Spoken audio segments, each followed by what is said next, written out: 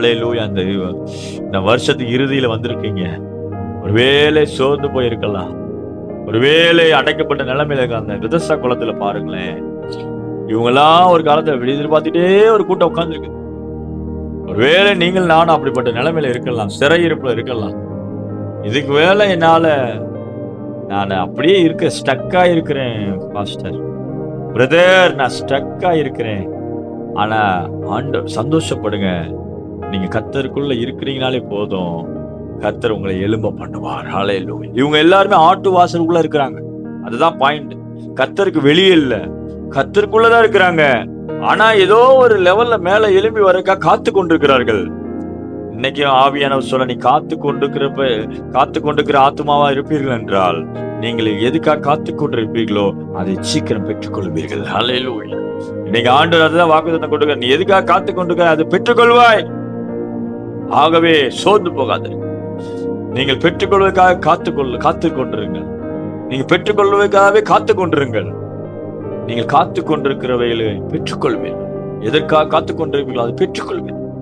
இவங்க எல்லாம் காத்து கொண்டிருக்கிறாங்க. எப்போது கலங்கும் என்று காத்து கொண்டிருக்கிறாங்க.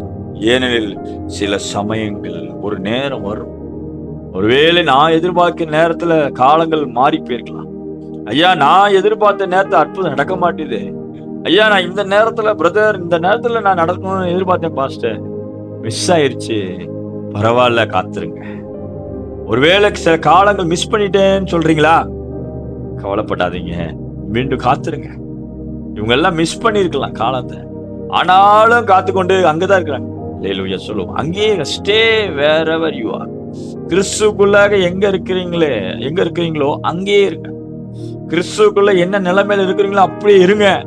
ஆனா கிறிஸ்துக்குள்ள மட்டும் இருங்க, போதும்.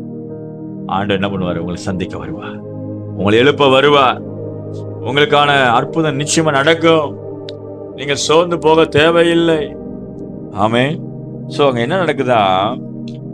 ஏனெனில் சில சமயங்கள் தேவதூதன் வந்து அந்த குளத்தில் இறங்கி தண்ணீரை கலக்குவான். தண்ணீர் கலங்கின பின்பு யார் முந்தி அதில் இறங்குவானோ அவன் எப்பேற்பட்ட வியாதிஸ்தனா இருந்தாலும் சொந்தம். இன்னைக்குதான் எபிரேயர்ல படிச்சேன். தூதர்கள் அனுப்பப்படும் பணிவிடாவியர்களே, ரட்சிப்பை சுதந்தரிக்க நிமித்தமாக அவர்கள் எல்லாரும் அனுப்பப்படும் பணிவிட. கர்த்தர் தம்முடைய தூதனை உங்களுக்காக அனுப்புவார். கர்த்தர் தம்முடைய ராஜ்யத்தின் தூதனை உங்களுக்காக வேலை செய்ய அனுப்புவார். இவங்களுக்கெல்லாம் யார் அனுப்பினாரா? தேவன் தூதனை அனுப்ப. ஹீலிங் ஏஞ்சல்ஸ், தேவ தூதர்கள் சுகமளிக்கும் வல்லமை வச்சிருக்கிறாங்க. அவங்க தண்ணீரை கலக்குறாங்க. அதுல என்ன டிரான்ஸ்ஃபர் பண்றாங்க? Healing anointing.